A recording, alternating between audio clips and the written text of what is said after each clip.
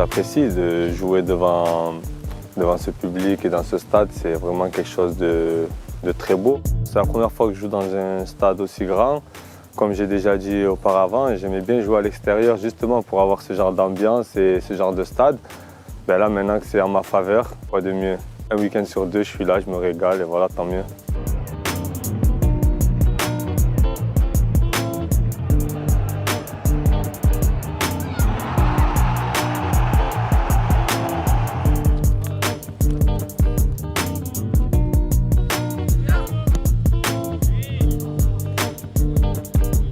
Ça me paraissait naturel qu'ils puissent trouver un poste, je dirais, en Ligue 1. Aucun club de Ligue 1 ne s'est positionné et j'étais très content de pouvoir le récupérer. Oui, ça c'est clair parce que je savais exactement qu'au niveau de la Ligue 2, c'est un garçon qui allait nous apporter beaucoup. C'est un garçon qui est intelligent, c'est un garçon qui fait beaucoup d'efforts, c'est un garçon qui est adroit, qui sent le jeu et surtout c'est un garçon qui a faim. Parce qu'il n'a pas un passé professionnel très long au jour d'aujourd'hui. Il a beaucoup navigué au niveau amateur. C'est un garçon qui est toujours souriant, qui a toujours la banane. Voilà, bon, il vient du sud, il a pas mal de gouailles, il parle beaucoup. Mais sincèrement, ce type de joueur, c'est vraiment un régal pour un entraîneur.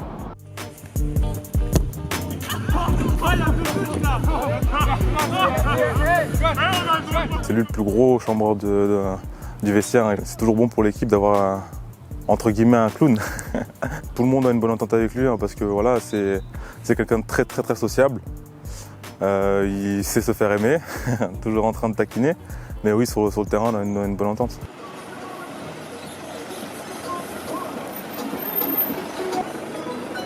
Ça va Khalid? Et toi? Alors t'écoutes quoi en voiture? Ah, j'écoute tout, n'importe.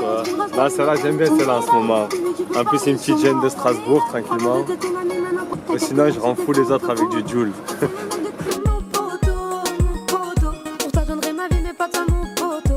Le vestiaire, il vit bien, ça veut dire que ça se chambre de tous les côtés, tu vois.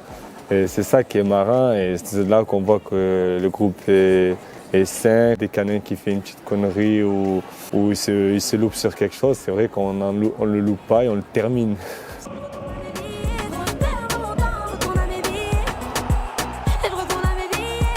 Je ne pouvais pas avoir de tels stats si l'équipe elle tournait pas bien. Donc en fait, moi juste je récupère le travail collectif. Regarde mon dernier but, c'est en ne pas calculant que le ballon il arrive facile devant 6 mètres. Donc voilà, je ne me prends pas la tête et je prends ce qu'il y a à prendre.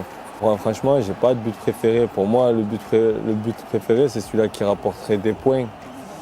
Et voilà, on va dire peut-être le but à Sochaux parce qu'il y avait tout notre public à l'extérieur et ça nous a permis de gagner 2-1. Tout le public était très heureux. On va dire peut-être ce but-là. Strasbourg n'a rien à envier au club de Ligue 1. Après, voilà, tu enlèves les gros clubs comme Marseille, Paris, Saint-Etienne et autres.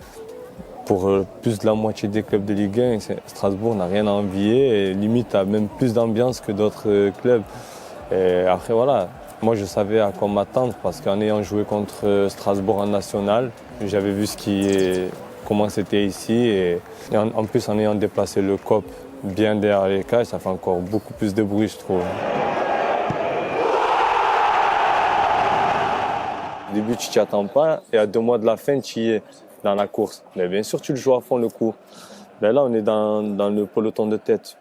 On serait idiot de ne pas jouer le coup à fond. Le sprint final, il va être bientôt. Là, ça va bientôt se déclencher. On voit que les grosses équipes, ça y est, elles ont lancé la machine. Et voilà, ça va être à nous de ne pas se faire distancer. Et voilà, comme j'ai dit, il ne faut pas vivre une fin de saison avec 4-5 matchs où il n'y a plus rien à jouer.